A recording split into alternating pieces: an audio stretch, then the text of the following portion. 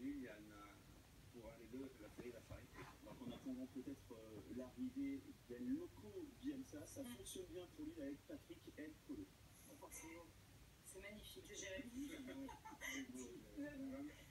À 2h40, c'est très beau. Ouais. 19 buts inscrits aujourd'hui sur les pelouses de Ligue 1 pour le compte de cette 17e journée. On va découvrir les autres résultats avec des victoires à domicile. La victoire de Toulouse contre Lorient 3-2, la première victoire de Bastia depuis le 24 septembre, victoire 2-0 contre Metz, et puis Nancy est très à l'aise à domicile, 4e victoire consécutive à Marseille Pico face à Angers, une victoire 2-0. Les conséquences au classement, eh bien Monaco est donc leader provisoire avec une largement meilleure différence de but que Nice qui se déplace demain sur la pelouse du Paris Saint-Germain. Ça sera évidemment à suivre sur Canal+. On voit que Marseille est désormais 8e devant Bordeaux.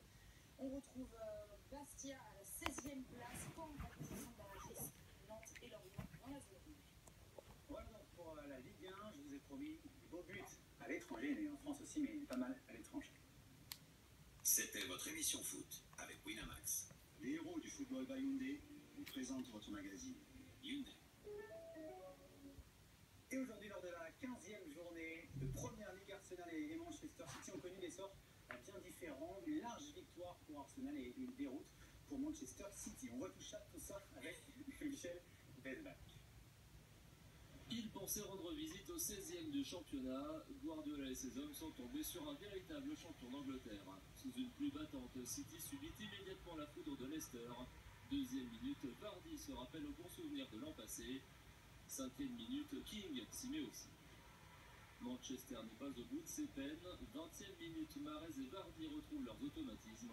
Vardy qui s'offre un triplé en seconde période avant que Kolarov et Nolito n'adoucissent le score. 4-2 pour les Foxes.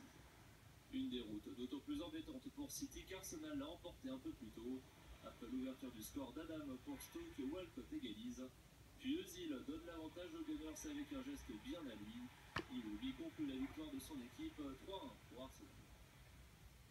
Beaucoup de buts cet après-midi en première ligue. À noter également la victoire de Watford 3-2 face à Everton avec un doublé de Lukaku. Là, je sais que c'est de Swansea contre Sunderland. Burnley s'est imposé à domicile contre Bournemouth.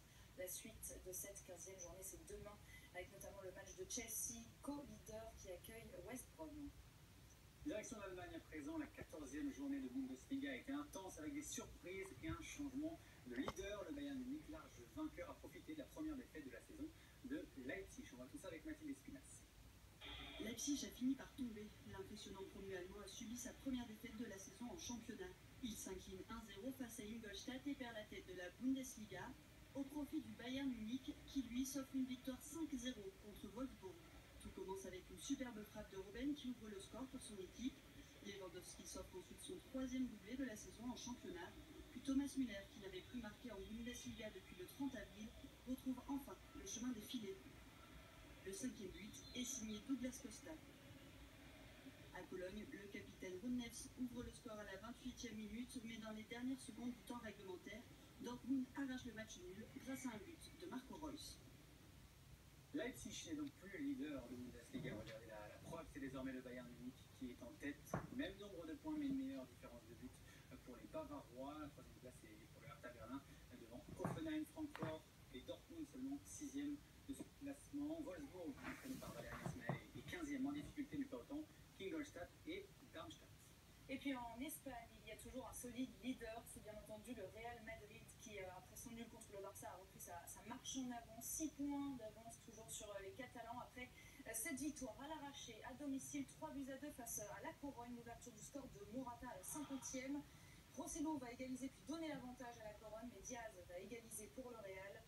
Et dans les tout derniers instants, c'est Sergio Ramos qui va donner la victoire aux siens. 3-2, score final.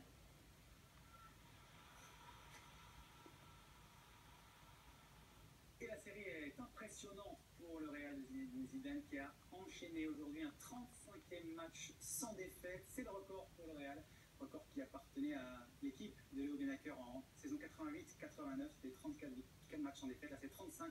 Donc c'est mieux pour Zidane. La dernière défaite remonte en février contre l'Atlético de Madrid.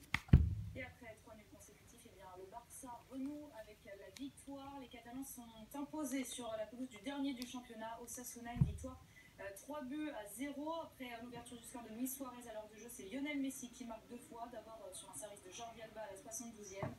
Et puis dans les arrêts de jeu, ce slalom dans la défense basque et ce but exceptionnel de l'Argentin. C'est 10 et 11e but en championnat. Et Osasuna qui ne s'est plus imposé depuis le 17 octobre. 3-0.